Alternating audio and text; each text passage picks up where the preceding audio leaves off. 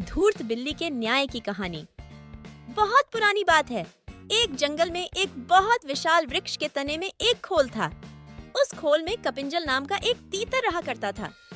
हर रोज वह खाना ढूंढने खेतों में जाया करता था और शाम तक लौट आता था।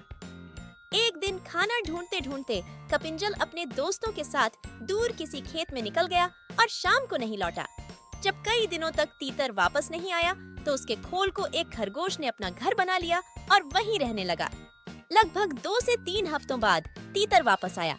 खा खाकर वह बहुत मोटा हो गया था और लंबे सफर के कारण बहुत थक भी गया था।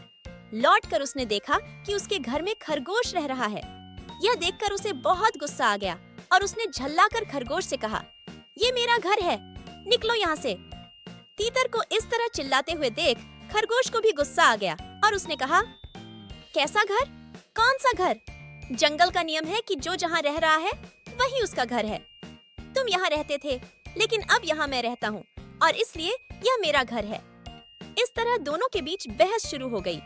तीतर बार बार खरगोश को घर से निकलने के लिए कह रहा था और खरगोश अपनी जगह से टस से मस नहीं हो रहा था।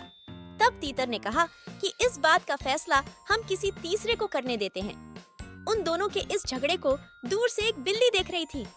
उसने सोचा कि अगर फैसले के लिए ये दोनों मेरे पास आ जाएं, तो मुझे इन्हें खाने का एक अच्छा अवसर मिल जाएगा। यह सोचकर वह वृक्ष के नीचे ध्यान मुद्रा में बैठ गई और जोर जोर से ज्ञान की बातें करने लगी।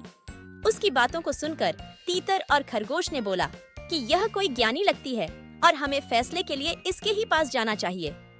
उन दोनों ने दूर से बिल्ली से कहा, बिल्ली मौसी, तुम समझदार लगती हो, हमारी मदद करो और जो भी दोषी होगा उसे तुम खा लेना। उनकी बात सुनकर बिल्ली ने कहा, अब मैंने हिंसा का रास्ता त्याग दिया है, लेकिन मैं तुम्हारी मदद जरूर करूंगी। समस्या यह है कि मैं अब कमजोर हो गई हूँ और इतने दूर से मुझे कुछ सुनाई नहीं दे रहा है। क्या तुम दोनों मेरे पास आ सकते हो? उन दोनों ने बिल्ली की बात पर भरोसा कर लिया और उसके पास चले गए। जैसे ही वो उसके पास गए, बिल्ली ने तुरंत पंजा मारा और एक ही झपट्टे में दोनों का शिकार कर लिया। कहानी से सीख।